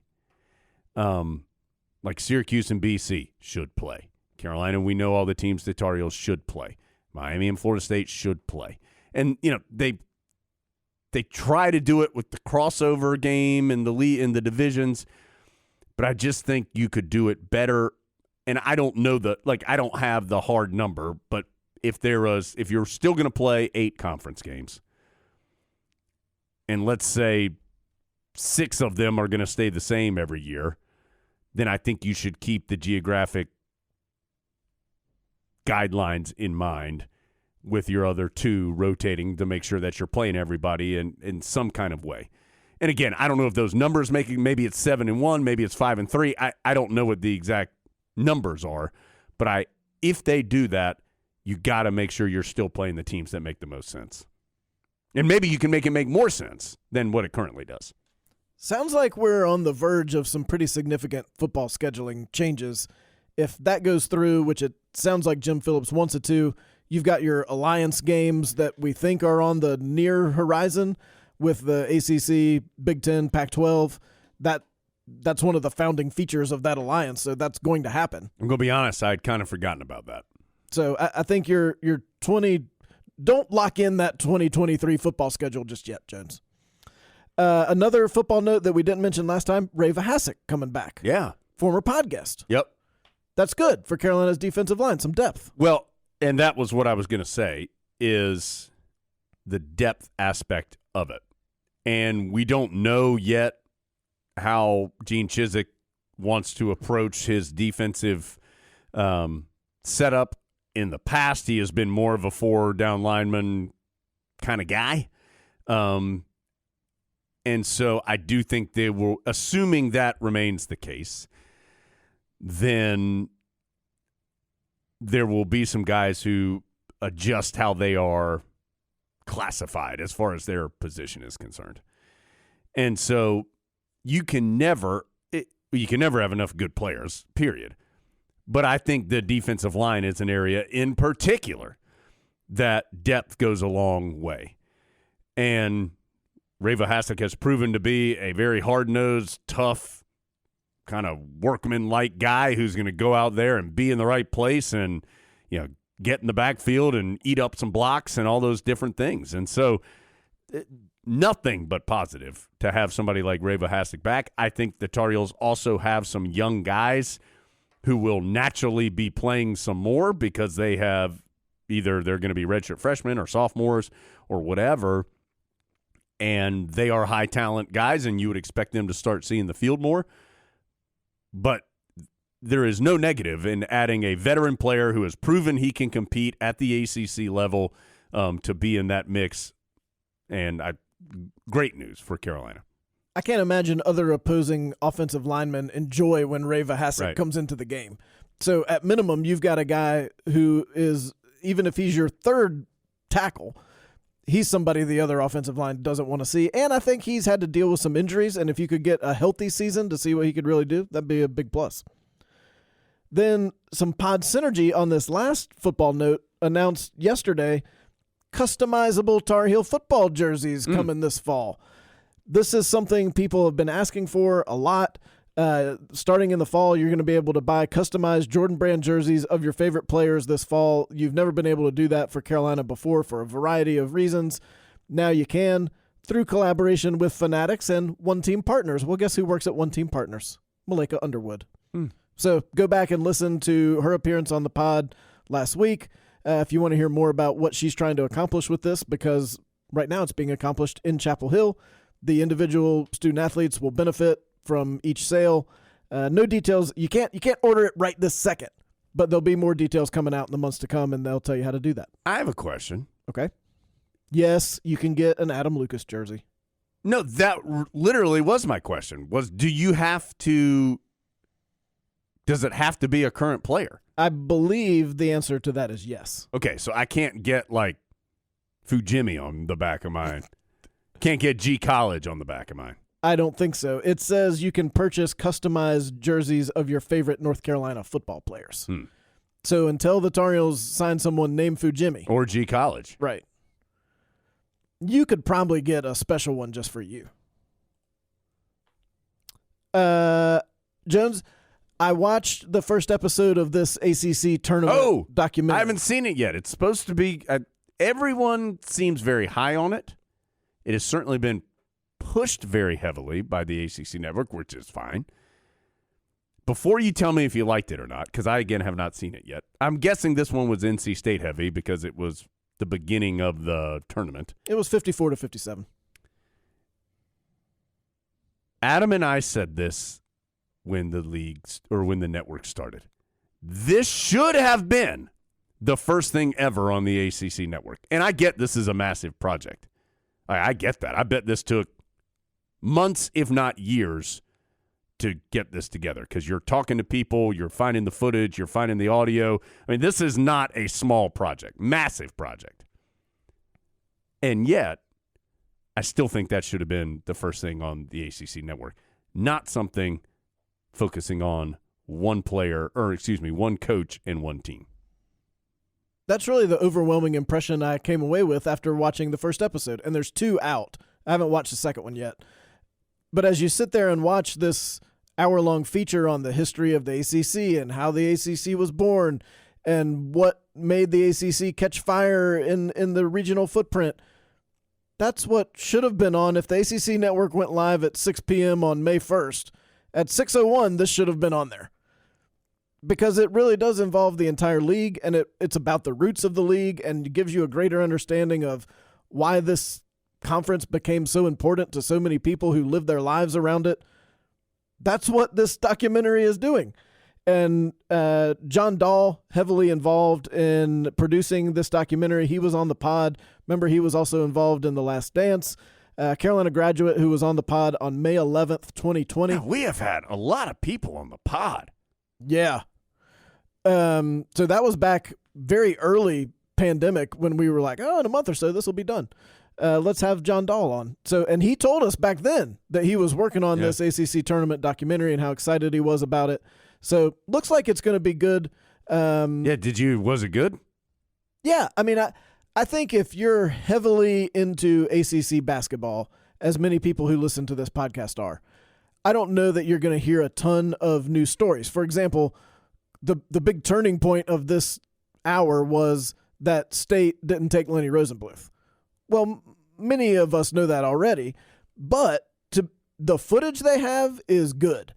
And they clearly have been through some archives. They've got some old black and white footage. They've got some color footage. So to be able to see, for example, the mid-1950s ACC tournaments in Reynolds Coliseum in color, that's pretty cool.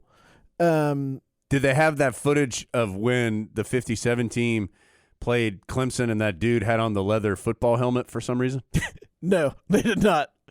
But you get like the 57 team landing at the airport and all the people come out. Did they show that controversial call against Wake Forest? That was mentioned. Yeah. Wake Forest, we've heard about this, it seems like a lot lately. Wake Forest was right on the fringe of several key moments of this hour, always in a losing role. They were always right there. We got a little Dickie Hemrick mention. Oh, he was great. But then Dickie Hemrick lost to either NC State or Carolina. So well worth a watch. I found it on it's on ESPN Plus on demand, but I think they're running it on the ACC network pretty regularly. Is it on the app, Adam? I assume so. Okay. So recommend you going back and watching it. And if there comes up to be an episode that's a little too heavy on something, we'll let you know so that you can skip that one. Well, you know that's coming. It's definitely, I feel it in my bones. I'll be skipping that one. Let's see. Okay, a couple emails that I wanted to get your thoughts on. Keith Slick. Keith, is that your street name or is that your real name? Because that's a pretty baller name. Keith Slick. He says, in the pod before the Duke game, you guys mentioned UNC had previously given Coach K a gift. Curious what that gift may have been. Would love to hear about that. Well, Keith. What year was it? 15. Yes, because the Tar Heels lost. Yeah. And Mike Krzyzewski had earned his 1,000th win earlier in the season, which, by the way, we have a good story time about Mike Krzyzewski's 1,000th win that we'll read in a future Carolina Insider. TM. TM. To all of it. Right. Yeah, the whole thing. Every word I say is TM'd. Yes. Fujimi, that's my TM now. I dropped my walking stick. Definitely. Oh, yeah. We have TM'd that airtight. Yeah. What was I talking about, Adam? I got all 2015. Yes. Okay, Mike Krzyzewski, 1,000th win. I don't know how the suggestion came about. That's not important. But the Tar Heels gave Mike Krzyzewski a plaque congratulating him on being the first coach to reach 1,000 wins. It did not go over very well, although there were lukewarm applause from people who thought it was hashtag so classy. Adam, I didn't like it then. I don't like it now. I don't think people, as we discussed in the last pod, should be dropping hard curse words at the head coach of the other team, no matter who it is. But I also don't think you need to recognize every achievement that the other team that you're playing. I mean, think about those words I'm saying. Recognize the achievement of the other team that you're playing. On your home court. Yeah, I don't think the game is played. I don't think that needs to happen either. That's just my opinion. It should be noted that it wasn't unanimous at the time that was a good idea. I honestly think it's probably more unanimous now that it wasn't a good idea. Yeah. It also should be noted that Duke kind of hemmed and hawed about whether it was a good idea right up until the time it was actually done. It was going to be a little bigger. They wanted it to be smaller. Then they were like, we're not doing it. Okay, fine, we'll do it. I mean, that right there should tell you, let's just back away. Keith, Keith Slick. It wasn't a great moment. That's probably all we should say about that. Yeah. Thank Keith Slick. Thank you for the email. Yeah. Travis Smith thinks Jones may be moonlighting. Let's find out. Oh. Travis has a question for Jones.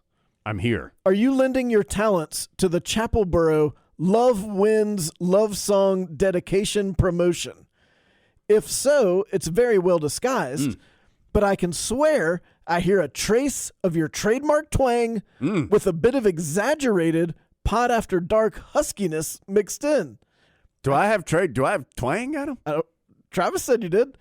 Travis says he could very well be wrong, but if he's right, you should give him credit for his keen ear. Well, CHL reached out to me via cameo.com / no, that is not me. Unless they somehow, I mean, CHL, I am on the airwaves of CHL Plenty, our great partner and affiliate here in Chapel Hill. So unless they somehow like isolated individual words that I've said through the years and put it out there, then no, that's not me. This song is coming out courtesy of Big Grits.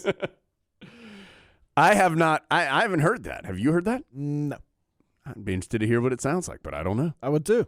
Apparently, it's my trademark twang. And some exaggerated pod after dark huskiness. I think that's what I heard after the experience in the Fujimi. Adam was like, I didn't know we were doing a pod after dark after this game. Okay. All right. Well, everybody.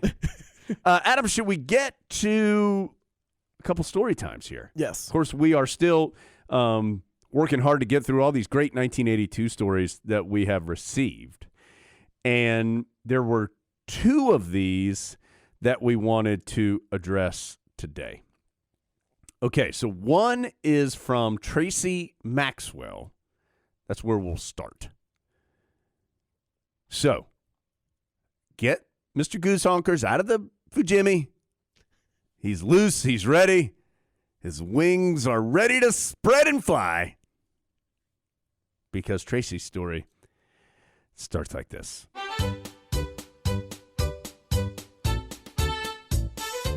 During your recent podcast, when you reminisced, sort of, about UNC's 1982 NCAA tournament win, Tracy said she felt sorry for you youngsters to have to imagine what it was like to be a part of that victory.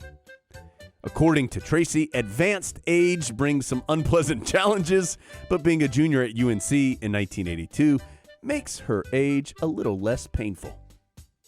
Admittedly, my memories are a bit hazy, says Tracy, due to a large quantity of Long Island iced teas I consumed that night at Purdy's, a mega popular dance place on Franklin Street. Have you ever heard of Purdy's?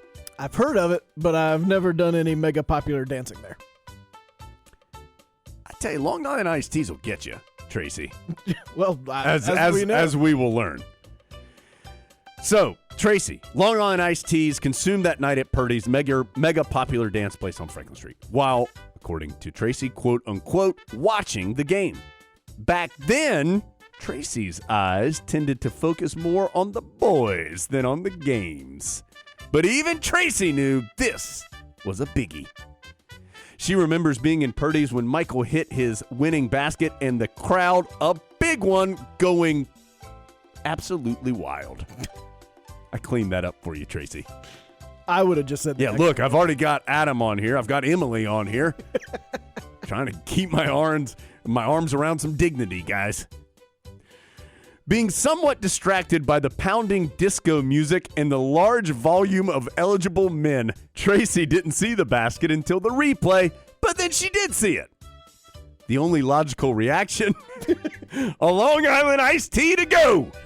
Head straight out to Franklin Street, smashed in with everyone else in Purdy's, heading pell-mell for the door. Once loose on Franklin Street, it was time to get myself painted. Here we go again, having the paint. Yep, not that cheap acrylic stuff. From the well-organized fans who thought ahead to a possible win. Tracy says she still has her paint-splattered UNC sweatshirt. Send it to us, Tracy. This is just, everybody send us your clothes. We're going to put up the paint-spattered clothes here in Pod World headquarters. Totally normal. Mommy, Daddy was listening to that podcast where they talk about the Fujimi and sending them their clothes. You talking about the Carolina Insider? Uh-huh. Yeah. Drop my walking stick. Okay. She still has her paint-splattered UNC sweatshirt, and she climbs one of the trees that line the street. Of course. Tracy says she clearly remembers watching the crazed celebration swarming Franklin Street from her safe and visually advantaged tree perch. After that, Tracy says her memories fail her. After all, how many Long Island iced teas can one girl handle? But I was with friends and made it back to Connor dorm safely. We didn't burn anything that she can recall, and no one got hurt. We were all one big family, sharing a fun and impressive event in our own way, while a nation of basketball fans looked on, wishing they were there too. Tracy, awesome. Adam, our second story comes from Alan Maness. Sorry if we said that wrong, Alan. Could be Manus. Could be. Okay. Alan sent us 2 stories, but we're going to focus on the one from 1982. So Alan's, Mr. Goosehonker's working double duty. Alan's story starts like this.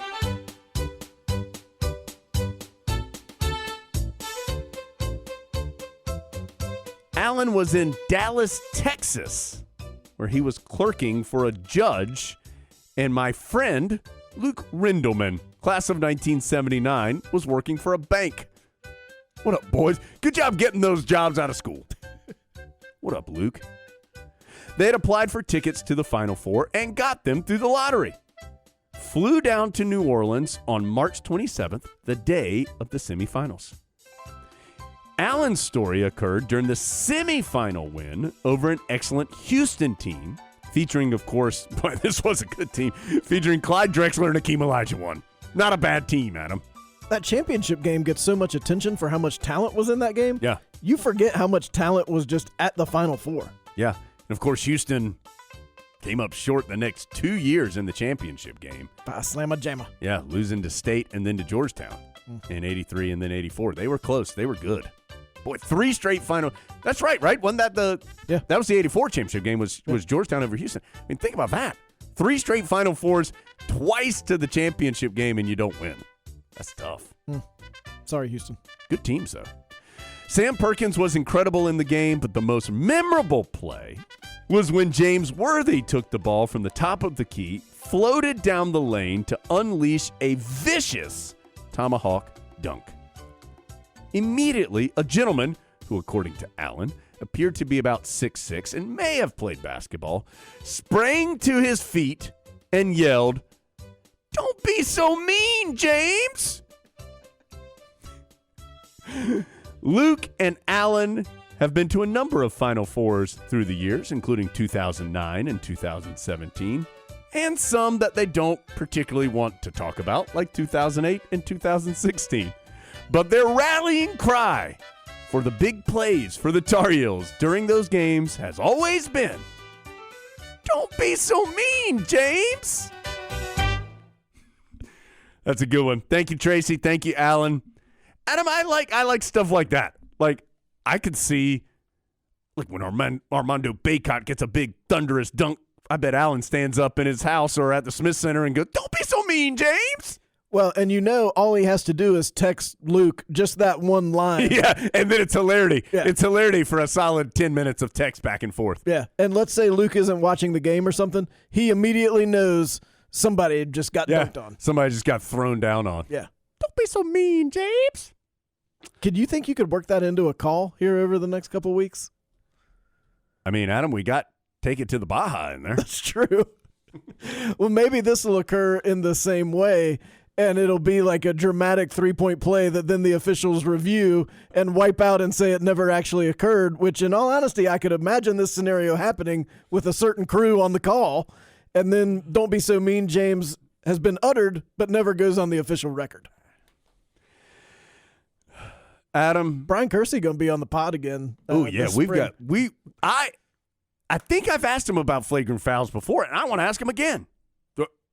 Somebody set a reminder to tell me that I need to ask Brian Kersey about flagrant fouls. Hey, Siri, remind Jones Yeah. to talk to Brian Kersey about these flagrant fouls. Okay. Busy weekend, as you heard, Adam, in the – yeah. Siri was just – Adam's Siri just said talk to Brian Kersey about flagrant fouls. Nothing, Siri. We got it. Busy weekend around Chapel Hill. Tar Heel basketball at home, Florida State, 2 o'clock Saturday afternoon. We'll be on the air 1 o'clock radio-wise for the Heels and the Noles. Adam, anything else before we go? No. Okay. Let's let Emily Grund and the RZA get us out of here on the latest edition of the Carolina Insider. I'm Emily Grund, and see you later, Big Grits. When I was small, we had nothing at all. We used to eat grits for sugar and a stink of margin. A hot pot of grits kept my family from starving. Steamy hot meal served less than 5 minutes. Big silver pot, boiling water, salt in it. House full of brothers and sisters, the pot's missing. Pilgrim on a box on the stove in the kitchen. When I was small,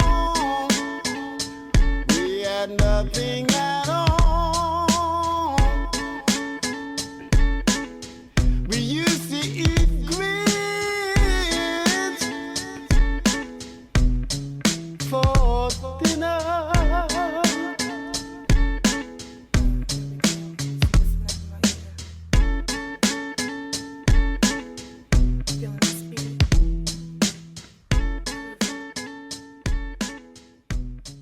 See you later, Big Green. The preceding has been a Learfield presentation of the Tar Heels Sports Network. Sports Network. Sports Network. Sports Network. Sports Network.